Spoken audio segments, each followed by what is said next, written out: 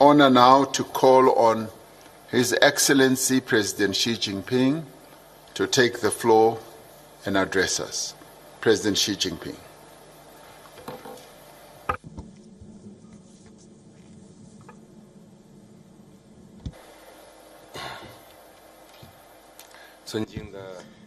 Your Excellency, President Cyril Ramaphosa, Your Excellency, President Lula da Silva, Your Excellency, President Vladimir Putin, Your Excellency, Prime Minister Narendra Modi.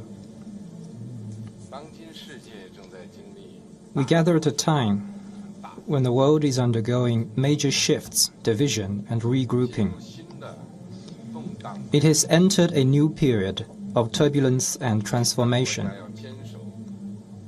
We, the BRICS countries, should always bear in mind our founding purpose of strengthening ourselves through unity, act on a strong sense of responsibility, enhance cooperation across the board, and promote high-quality development, so as to bring to the world more certainty, stability, and positive energy. We should deepen business and financial cooperation to boost economic growth. Development is an inalienable right of all countries. It is not a privilege reserved for a few. The world economic recovery remains shaky, with less than 3% of growth for the year, as estimated by some international institutions. Challenges for developing countries are even more formidable, hampering their efforts to realize the Sustainable Development Goals. We BRICS countries should be fellow companions on the journey of development and revitalization, and oppose decoupling and supply chains disruption, as well as economic coercion. We should focus on practical cooperation, particularly in such fields as digital economy, green development, and supply chain, and bolster economic, trade, and financial exchanges. China will set up a China BRICS Science and Innovation Incubation Park for the new era to support the deployment of innovation results. Under the BRICS Remote Sensing Satellite Constellation Mechanism, we will explore the establishment of a BRICS Global Remote Sensing Satellite Data and Application Cooperation Platform to provide data support for agriculture, ecological conservation, and disaster reduction in various countries. China will also work with all parties to jointly establish a BRICS framework on industrial cooperation for sustainable development as a platform of industrial coordination and project cooperation in implementing the United Nations 2030 Agenda for Sustainable Development. We should expand political and security cooperation to uphold peace and tranquility. The Cold War mentality is still haunting our world, and the geopolitical situation is getting tense. BRICS countries should keep to the direction of peaceful development and consolidate the BRICS strategic partnership.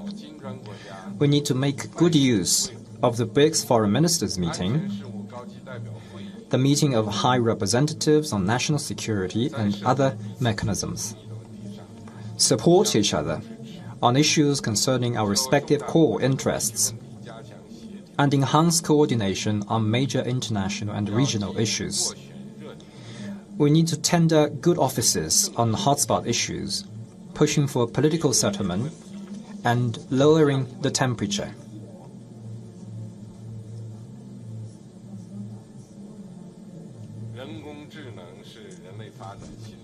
Artificial intelligence is a new frontier of development. It may generate enormous development dividends, but also harbors risks and challenges. Our 5 countries have agreed to launch the AI study group of BRICS Institute of Future Networks at an early date. We need to enable the study group to play its full role, further expand cooperation on AI, and step up information exchange and technological cooperation. We need to jointly fend off risks and develop AI governance frameworks and standards with broad-based consensus.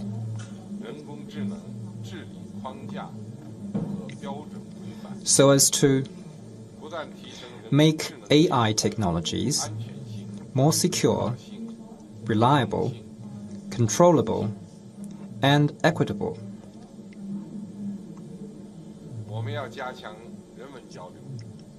We should increase people-to-people exchanges and promote mutual learning between civilizations. There are many civilizations and development paths in the world, and this is how the world should be. Human history will not end with a particular civilization or system. BRICS countries need to champion the spirit of inclusiveness and advocate peaceful coexistence and harmony between civilizations. We should respect all modernization paths that each country chooses on its own, and oppose ideological rivalry, systemic confrontation, and clash of civilizations. We need to make good use of such mechanisms as the BRICS Seminar on Governance, the BRICS Forum on People-to-People and Cultural Exchanges, and the Women Innovation Contest to deepen people-to-people exchanges and strengthen the bond between our peoples. China would like to propose that BRICS countries expand cooperation on education, enhance the role of the BRICS Alliance for Vocational Education, explore and set up a cooperation mechanism on digital education, and foster a paradigm of all-round cooperation on education. In addition, we also need to strengthen exchanges on traditional cultures and promote the renewal of the fine traditional cultures. We should uphold fairness and justice and improve global governance. Strengthening global governance is the right choice if the international community intends to share development opportunities and tackle global challenges. International rules must be written and upheld jointly by all countries, based on the purposes and principles of the UN Charter, rather than dictated by those with the strongest muscles or the loudest voice. Ganging up to form exclusive groups and packaging their own rules as international norms are even more unacceptable. BRICS countries should practice true multilateralism, stick to solidarity, and oppose division, uphold the UN-centered international system, support and strengthen the WTO-centered multilateral trading system, and reject the attempt to create small circles or exclusive blocs. We need to fully leverage the role of the new development bank, push forward reform of the international financial and monetary systems, and increase the representation and voice of developing countries. I am glad to see the growing enthusiasm of developing countries about participating in BRICS cooperation, and quite a number of them have applied to join the BRICS cooperation mechanism. We need to make good use of the BRICS Plus cooperation format and accelerate the BRICS expansion process to bring more countries into the BRICS family, so as to pool our strength, pool our wisdom, to make global governance more just and equitable. Colleagues, as an ancient Chinese saying goes, designs for justice prevail, and acts for the benefit of the people succeed. The cause of BRICS champions international justice and benefits the peoples of our 5 countries. It will grow steady and strong and make greater contributions to world peace and development. Thank you.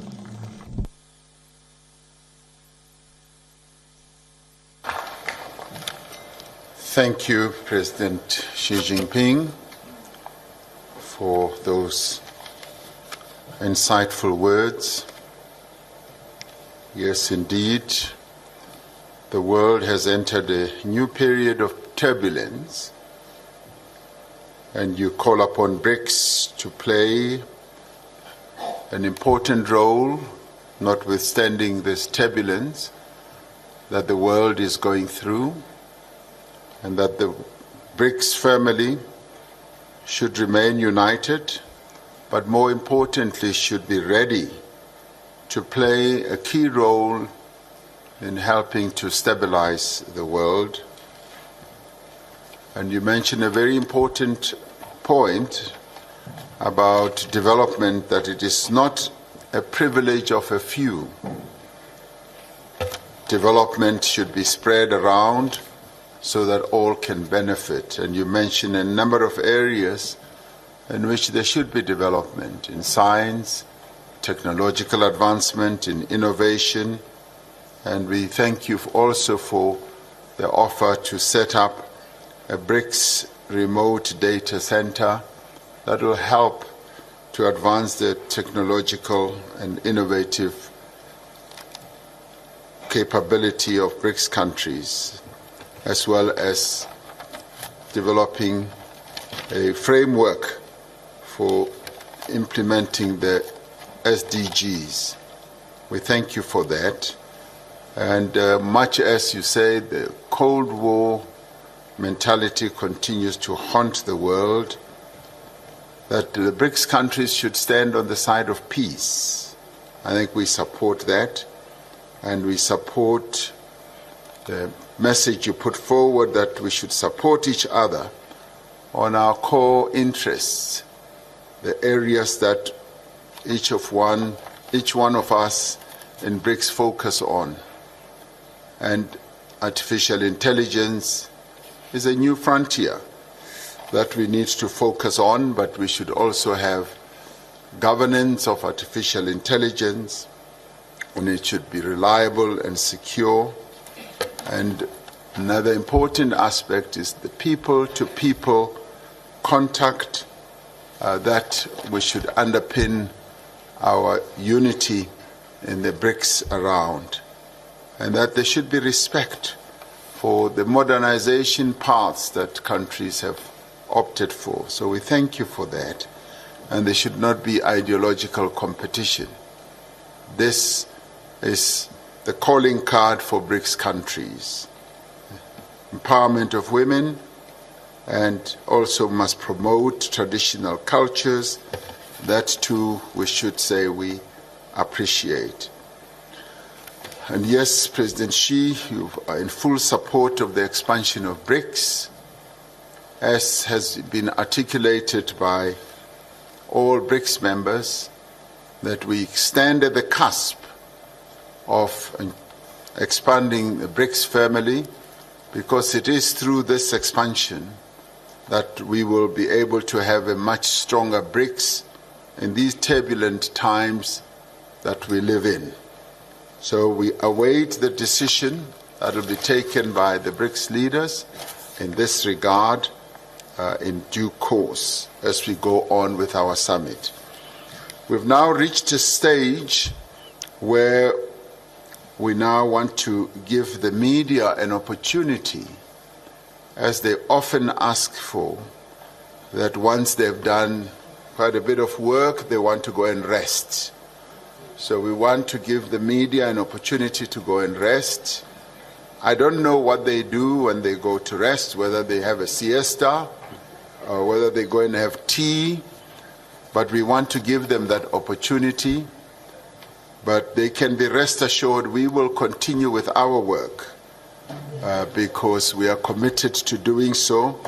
We are mindful of their wishes and their interests, so we will pause for a while and give them an opportunity to leave us, to go and rest, and then we will continue with our meeting.